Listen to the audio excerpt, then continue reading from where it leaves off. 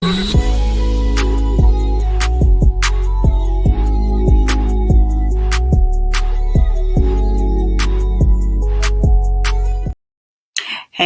what's up? Welcome back to Shasta Speaks. Happy Saturday. Don't y'all forget that these clocks go up an hour if you're in a place that does the daylight savings time, which I think everywhere does. Doesn't it? All the states do daylight savings time? Anyway, clocks go up an hour. Don't forget.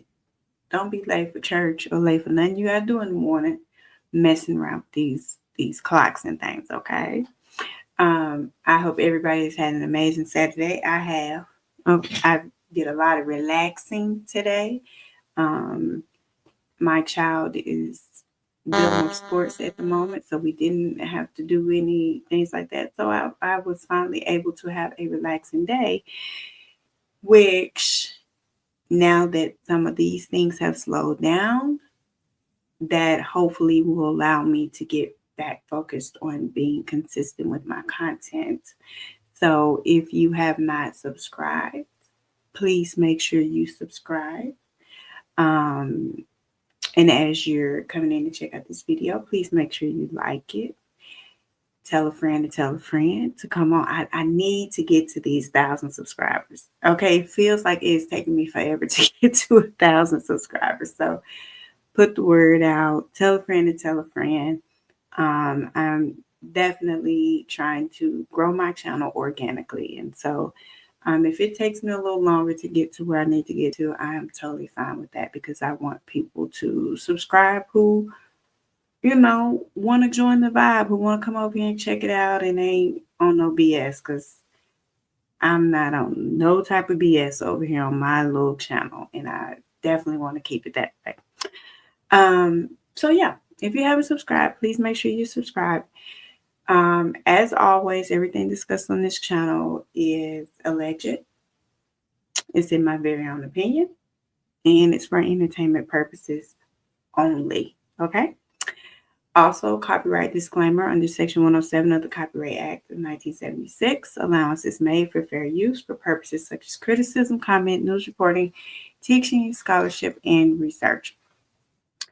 So let's get into an update. I've got a couple updates on these trifling mamas of 2025, baby. These trifling mamas. Oh, two of these stories I already brought to y'all. I have another video where I brought these two stories. So these are updates.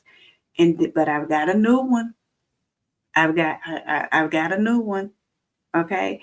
And I'm still working on I'm gonna also do a video on the Denaya Harris case out of Michigan. I keep trying to carve out time. That's such a extensive case and situation. I want to do it justice when I talk about it, but I feel like I'm gonna just have to baby that one right there. Just all of these pull at your heartstrings, but because it involves children, and anything that involves these babies is always going to be it's just gut wrenching. So, but I am still going to do because they have already did like all the prelim stuff for the Denaya Harris case, and now they've set the actual quote unquote court date, which is now not going to be until October, which is crazy. But anyway. This isn't about Denaya. Denaya is going to have her own video. Okay. So the first couple are Denaya. I don't know if I'm saying her name wrong. I don't know. Denaya Young and her boyfriend, Khalil Graham. They are both incarcerated for unaliving Denaya's son, who was 14. She literally beat him. So he was just, yeah. her own son. Um, they charged him too because he did not help. He did not try to stop her. He did not try to, um, do anything to help that baby. So that is why he's charged. He's been held on $1 million bond. She's held on a $3 million bond. I did not see where there's been any changes to their bond or anything like that. I did see where they have a court date set for him. His next court date is 3/18 of this month, and they have his trial set for 4/17/2025. That's a tentative date, which means it could change. But they're not playing around. Okay, they in Seattle. In Seattle is like, let's go. Okay. Um, I don't know if his court dates are aligned with her court dates. I went digging around a little bit to see if I saw a court date for her. I didn't. But I'm gonna tell you what I did find when I was out there researching on Denaya Young and the whole situation with her son. So when the police, so there's an article. It's in the Seattle Times, okay, and it is written by Claudia Rowe. She's a columnist. Honey, she got into this case and did some research, and apparently she's found out that the history of reports and alleged abuse between this mother and this child goes back years. Okay, like years. They used to live in South Carolina, where there was an incident where Denaya and Khalil attacked the doctor, which allegedly is part of the reason why they had moved and were in a different place now. Child, strange, crazy, just crazy. So she said that when speaking with the officers, when Denaya was speaking with the officers, what she said to them is, I cut his ass a little too hard. What? I cut his ass a little too hard. This is what she told the officers when they arrived at her house on January 30th, after she had told her boyfriend to call 911. She said she got so mad that her son wasn't doing his chores and started, AD using him with this I think it was HDMI cord that they were using or whatever. I talked about this in my previous video. But what she found was that this was absolutely preventable. She said the reason why it was preventable is because 2 states could have saved him. First off, Denaya gave birth to that baby. I'm not going to say his name, but his name is in here. I'm not going to say his name. Gave birth to him when she was 14. Anyway, she gave him to her great aunt in South Carolina when he was just a baby. And the courts finalized that in 2022. She got him last summer for a 3-week visit and never sent him back home to the great aunt, and enrolled him in a homeschooling program where no one ever saw him. He never went. He wasn't in school because I was like, was he going to school? Like, he wasn't in no school, y'all. He was getting homeschooled, but he wasn't even supposed to be with her. She goes on to say it should have never gotten that far. Washington State knew Young was a potential danger to her kids back in December 2021 because her own sister petitioned Pierce County for an order of protection against her. Her own sister petitioned for an order of protection against her, y'all. She's told him she's a very unfit mother and needs anger management. She is always yelling and screaming at her kids. She told him they only eat 2 or 3 times per day. She gets upset when people offer her a hand with anything. Kids' life, just support. She feels like it's a threat to ask if she is okay today after yelling and hitting her young children in my home. So apparently, the family knew that she was AB using these children. It sounds like the sister tried to intervene and get the proper authorities involved so that they could possibly take the children or whatever. And it didn't happen. She told them that Young had an active foster care case in South Carolina and that she had a long history of domestic V and trying to unalive herself attempts. And so this columnist is saying that's the point where a flag should have been triggered. Somebody should have been notifying CPS. Somebody should have been saying something. You know what I'm saying? And it didn't. So they said, prosecutors said that in 2023, CPS received yet another report about Young's family, this time claiming that one of the little boy's sisters was being mistreated. They said the allegation was ruled unfounded, which means that an intake worker deemed it serious enough to investigate, but for whatever reason, another worker determined that wasn't evidence of imminent harm. Child. And this person said, step back, look at it pretty much. You got a foster care case in South Carolina. You got an order of protection in 2021. CPS referral 2 years ago. What? Allegedly. What in the world? Like, she had all this going on already.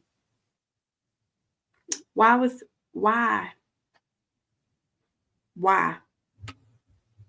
Y'all, it's really sad. It's really sad. But for now, that's all we know about them two. They still incarcerated.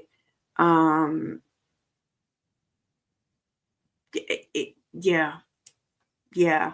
I'm sure these agencies that were notified of different things, now that this is happening and that baby has been unalived, all that's going to be under scrutiny. All that's going to be under scrutiny. So I'll keep, updating on that. The next one, okay, is the one in the middle, which is Kelli Bryant. Now, Kelli Bryant is the lady out of Pontiac, Michigan, who left her children, okay, left them at the beginning of the pandemic and went on by her merry way. And they found the children, 15, 13, a 15-year-old boy, 13-year-old girl, 12-year-old girl, living by themselves in a house that was filthy.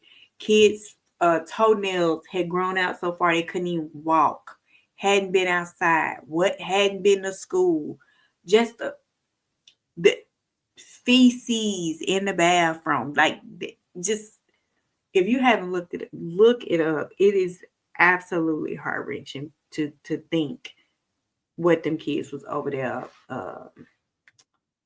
going through. They said, the conditions were just deplorable. Trash piled 4 feet high, toilet overflowing, feces all throughout the house. Just a mess. So anyway, the judge initially had set her bond at $250 million because the judge was like, I don't want you to be able to get out. So she went to court Friday. Child, they done reduced her bond to $50,000. Now, it's $50,000 cash. If she get a bond, it's $50,000 cash. But listen to so when they went to court, some of the things that came up, okay, And during the proceedings, this is some of the stuff that was kind of brought up. So they debated about her residency. It was a bond reduction case, and so they debated about the residency. And the judge stated that one of their primary concerns that led to the $250 million bond initially was the lack of stable address for Bryant. Okay.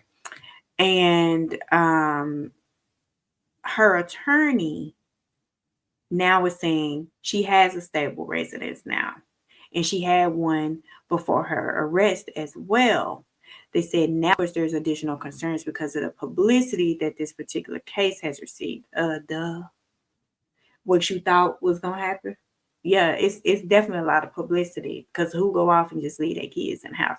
But anywho, and so they don't want to put any of her. They said they don't want to put any of her personal information, such as her home address or who she lived with, on record because of how much attention the case has generated. So her attorney said that she has submitted written statements from people who would be willing to keep an eye on Bryant during her release. And she also said a GPS tether would solve concerns about the court knowing Bryant's location at all times. What? So people are willing to keep an eye on Bryant during her release. Where was said people when it was time for somebody to keep an eye on the children? Still, what? Okay, so they then go on to say, so then the prosecutor says that the person who wrote the letter vouching for Bryant is not the person she would be living with if she got out on bond. And she said what the people find troubling is that the individual that the defendant is being asked to be released to and reside with isn't the one that wrote the letter. That individual is not vouching for her. And I don't believe that individual has appeared in court and is willing to provide that voucher to the court. That is a concern. And it actually speaks to the high level of instability for Miss Bryant. So how is it that somebody gonna write a letter vouching, but then they ain't coming to court? They they not the person she'll stay with, but they'll vouch for her in the letter. Some in the milk ain't clean. Okay, so then her attorney says that the person Bryant will be living with is willing to vouch for Bryant, but that person wants to speak to Bryant first, and there has been some logistical roadblocks. What? The telephones don't work no more? She can't call them? Ain't no money on the books? Come on, y'all. What is happening? So she said on the issue of where she'll be staying, the court needs to be convinced that this is a stable residence. If there are any modifications to the bond where there's a potential that she could be released, Walker said. I understand the nature of people being hesitant to come forward given the amount of publicity, but the court has to be convinced that Ms. Bryant will return to court and also that she will not be a danger. Period. Then they talked about flight risk. Her attorney said she has no criminal history. She said Bryant paid for a Lyft ride to the Oakland County Sheriff's Office to talk to police and turn herself in when they called her about the children. And she said, I don't have any reason to believe that she will go anywhere else. She's a Pontiac resident. She's been here her whole life. And her attorney said, I think if she wanted to flee the state or go somewhere, she'd have done that already. And that might be true. I don't know. But, it's just odd that people are willing to vouch for her. But y'all wasn't asking her where her 3 children was all this time. And now that y'all know, y'all still trying to vouch for her? That's strange to me. So the issues to be addressed were they listed a number of matters that are not being disputed, and the prosecutor agreed. And those were that Bryant turned herself in to law enforcement. Bryant don't have a criminal history. There's no record of prior non-appearance or flight to avoid prosecution. They said the issues that still needed to be addressed, though, were her employment status, her financial history as it relates to her ability to post bond, her ties to the community, ties to family members, and her residency. Okay. Personal bond issues. Her attorney said that Bryant's medical history and said Bryant has family members in Pontiac. Her attorney said Ms. Bryant has a lot of support in the community. I just need to understand where these folks was and why nobody was not checking on these children. I know I keep saying that because that is literally what is running through my head. You are stepping up now. When nobody asking where the kids was at. She continued that Bryant has no history of substance use or abuse, which includes marijuana or alcohol. She said before her arrest, Bryant was employed and paid through the state of Michigan. She said Ms. Bryant did inform her of who the person was at the state of Michigan who was responsible for her. And she provided that name. Okay.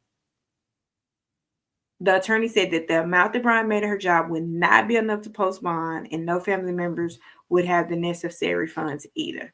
So it sounds okay.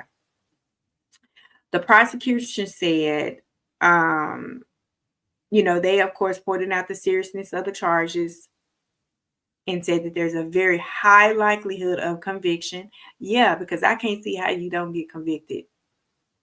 You pretty much have allegedly admitted that you walked away from your children and left them in that house.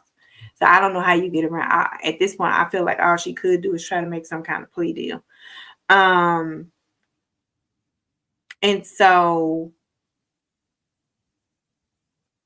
the prosecution said the people don't dispute that Ms. Bryant turned herself in and that she cooperated, but the court is also aware that that does not equate any sort of assurances that she will appear in court. The prosecution said that people don't view Bryant as a reliable source of information, right? Because if you walk away from your children for 4 or 5 years, honey, ain't nothing reliable about you. They said she has a history of concealing and deceiving. When speaking about the defense's claims that she needed to be released for medical reasons, they said regardless of that situation, they would be hard-pressed not to address the reason why we're here today. And they said the reason they're there today is because the defendant did not provide for her own children. Put it in perspective. That's right. If you had stayed over there and took care of your children like you were supposed to do, then this is not an issue today. You was apparently working. You had money for a lift to come and turn yourself in. You have ties to the community. You have family that's willing to support you. Why were you not at home taking care of your damn children? Why did you leave them children in that house to fend for themselves? Living in filth and damn squalor. Like, it don't make sense. And then you're going to sit up here and talk about your medical issues and how you need to get out of jail because of your medical issues. What? No one cares. No one cares. And so they said she didn't provide for her own children, which are the victims here. She didn't give them basic medical care, basic needs for years. And they said the irony of her condition right now is not lost on them, but it seems like she had and is being treated appropriately at the clinic at the county jail, period. Pretty much, you in there, you getting the help you need, and that's that on that. They also said there hadn't been any proof provided about her employment status. They said, so again, they feel they do have a concern that she's not a reliable source of information. Pretty much saying she be lying. We don't believe she's saying. She walked up from her children for 4 or 5 years. Her attorneys were pretty much trying to get her out on her own recognizance with no bond, just let her out. No. And the state is pretty much like, no. It needs to stay as a high cash bond. They said The prosecution said she has a history of deceiving those who were attempting to support her for years.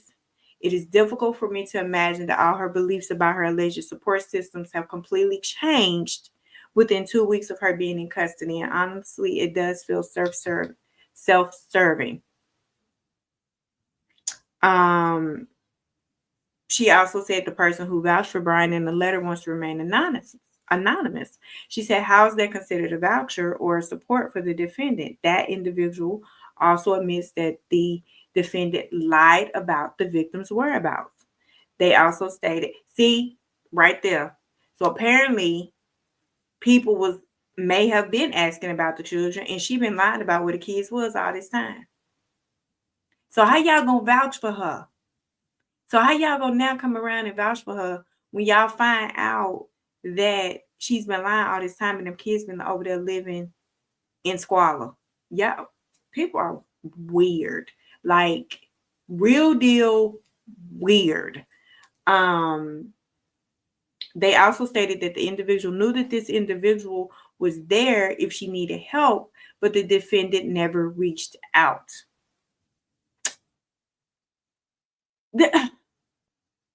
Okay. And now all of a sudden, this person's going to come forward and help. Child, please. This is all very troubling to the people, and it's telling about the serious instability of the defendant's support and her willingness to rely on that support. No one is willing to vouch for the defendant. They said they believe she's a flight risk due to the level of tension on the case and her lack of community ties. So in the end,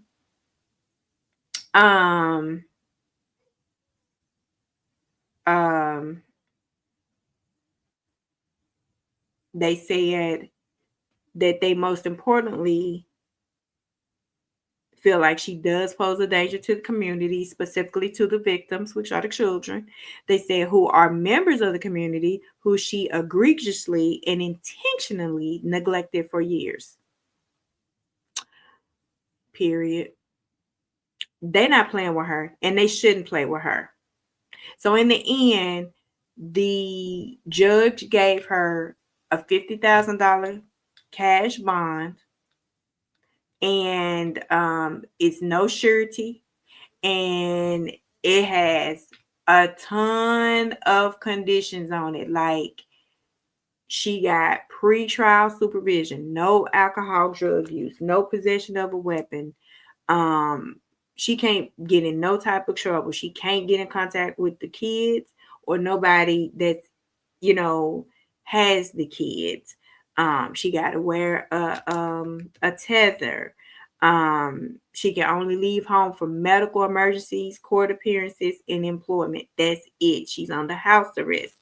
Like all these conditions, if she posts the $50,000 bond and get out, she's got a whole list of all these conditions she's got to follow. Baby, let her stay. She needs to stay right in there. She needs to stay right in there because she's been running around. She's been doing all this lying and, lying to everybody. And again, like I said, it's amazing to me that you've been out here lying and doing all this, and now all of a sudden people want to pop up. It's really, are people really coming up saying they're gonna vouch for her, or is she lying saying people gonna vouch for her? Because I firmly believe that a lie don't care who tell it, and she probably lying. She's saying anything at this point to try to get out.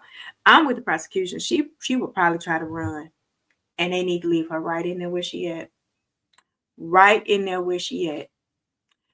Okay, so that's the update on the two that I already talked about previously. Now let me introduce y'all to these new trifling ass people.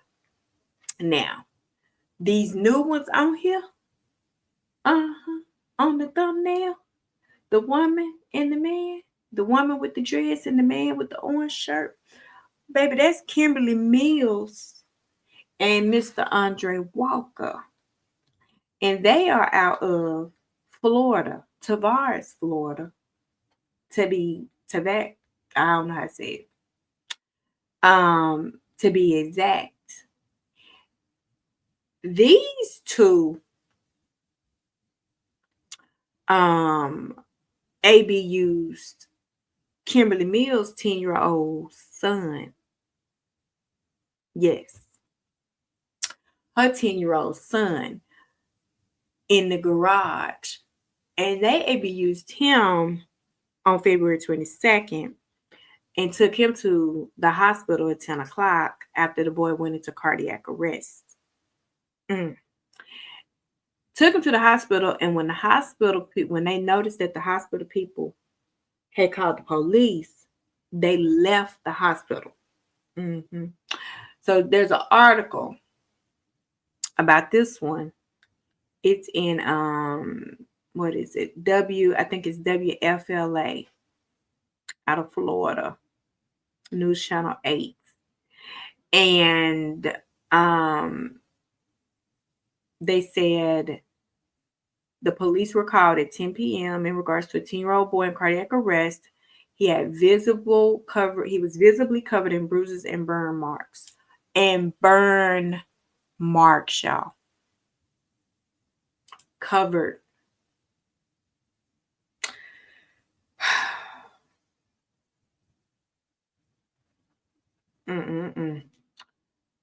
The mother, I had read that the mama is also a RN. I said, you can't make this mess up, y'all. You can't make it up. They said the boy's mother, Kimberly Mills, and her boyfriend brought him to the hospital but fled when they found out officers were on the way. Kimberly returned later with the child's younger brother. I don't know what that was about. The detective spoke with the younger sibling and uncovered details of the AB use. The younger brother told them that he and his older brother had suffered unspeakable torment. Keep in mind, the 10-year-old is still today in the hospital. He has not regained consciousness, y'all. He is still in the hospital, unconscious. The police went to the house, did a search of the house. They found a 6-foot ladder, a 10-pound weight. You heard me, a 10-pound weight, and duct tape. Gray duct tape now that was used to restrain this child while weights were intentionally dropped on his stomach.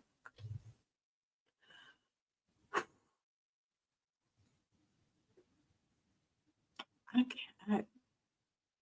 Y'all, we talking about a 10-year-old. We talking about a 10-year-old, y'all.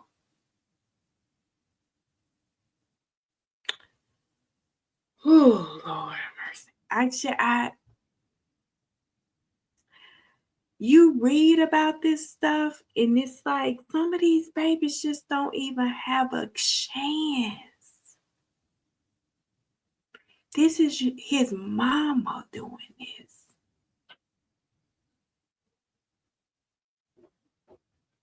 It's awful. It's just awful. So they said that he had duct tape around his arms and he had duct tape around his ankles.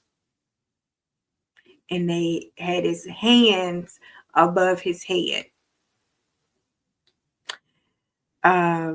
They said they found a thick insulated copper wire in the little boy's bedroom that had also been used to inflict harm on the boys.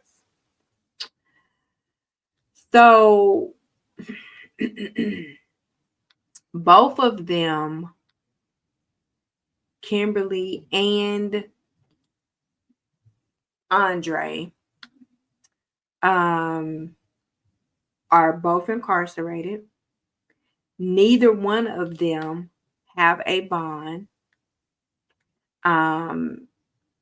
What's very interesting is that when he went to court, and tried to get bonded. I guess they had a little pre-hearing or whatever. His wife testified in his defense. You heard me right, his wife. So he over here living with this woman, this other woman, and her children, allegedly assisting her with ABUs and the children, and had a whole wife. And this dodo bird, the wife, then got her ass up and testified in the court on his behalf after hearing about all this stuff that he allegedly did to this little boy. Because according to the younger son, the mama and the boyfriend was doing it. They both were victims of this abuse. So why would you come and do that? But she gonna get up there and say she's known him for 16 years, has 2 children with him, and never feared for their safety. Bitch, don't nobody care. We not talking about you or them 2 children you got with him. We talking about the 2 children that he was over here AB using with copper wire and duct tape and ladders and dropping weights on.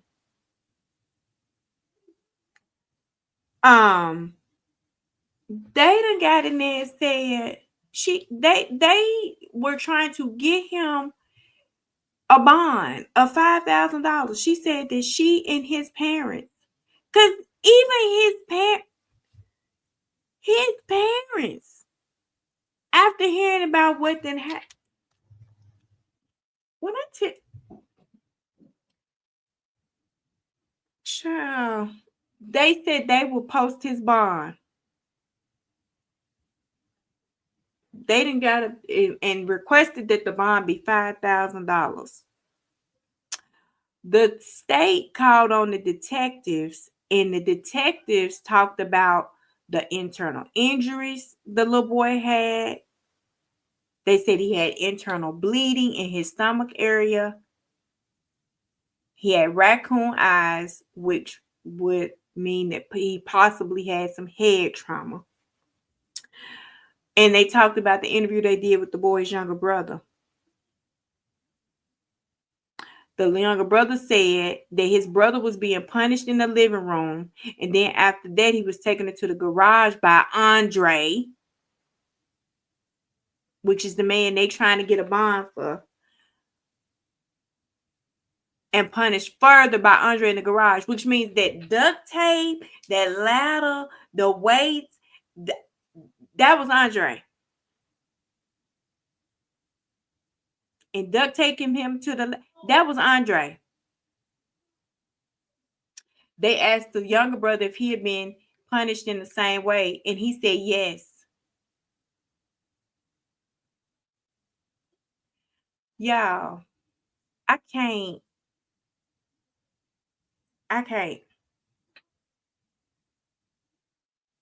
So the defense's case was that they didn't have concrete evidence that Walker took part in the alleged abuse, and that the boy's youngest brother testimony was hearsay. That little boy know who was beating his butt. That little boy know if that man took his brother into that garage and was doing stuff to him. That little boy, that when I mm-mm, mm-mm. They had pictures that showed there was prolonged abuse of that child. And so they're trying to argue that he was getting abused long before that man got over there.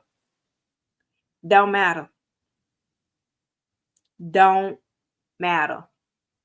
Again, you over there, you apparently was AB using him just like the trifling ass mama was.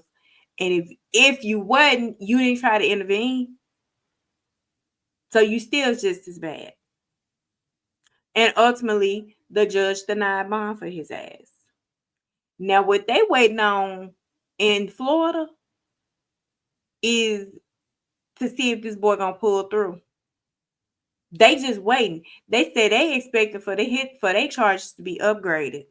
Because if he pass, y'all, then it goes to the unaliving charge. And the state waiting. Because he ain't woke up yet. He ain't woke up yet. But yeah, the judge said there is substantial probability that the defendant committed the offenses as charged. He said also the nature and circumstances of the offenses and the nature of the injuries to that boy are egregious, and they are. And the fact that they trying to get off on some type of technicality or like somebody don't know who beat their ass. That boy know who beat his ass, and that boy know who beat his brother ass. Just so these two triflings go back to court on March 24th. So we'll be keeping up with them. Because they some more that need some of the same treatment that they out here passing to a 10-year-old. Somebody need to get him and her and tie them up to a damn ladder with some damn duct tape and drop some weights on their ass. Or get a metal wire and start popping them with it upside their head and see how they like it. It's amazing to me how many grown, able-ass bodied adults like to do all this harm to defenseless ass children. It's even worse. These are these women's children that they done brought into this world. It's one thing when you a mother, you get a new boyfriend, the boyfriend might, try some stuff and you end up, you know what I'm saying? I come from the era of don't touch my child. Really don't even holler at my child, but don't put your hands on mine. I'll deal with mine. You let me know, I'll deal with mine. Blah blah blah. You know what I'm saying? Whatever. It's like more and more these mamas. I don't know what's going on with these mamas, but the way they out here doing all this stuff to their kid, I'm just what's going on with these mamas? All right. That's all I got for these. I'll be back with updates as I get them, as I get more information. If some new trifling people pop up, I'll be back with that too. Because these people need to be on Front Street. Every last single one of them need to be on Front Street. They don't need to have a day of peace. So, again, if you haven't subscribed to the channel, subscribe to the channel. Tell a friend to tell a friend to tell a friend to check me out. And yeah, I'm gonna holler at y'all on the next one.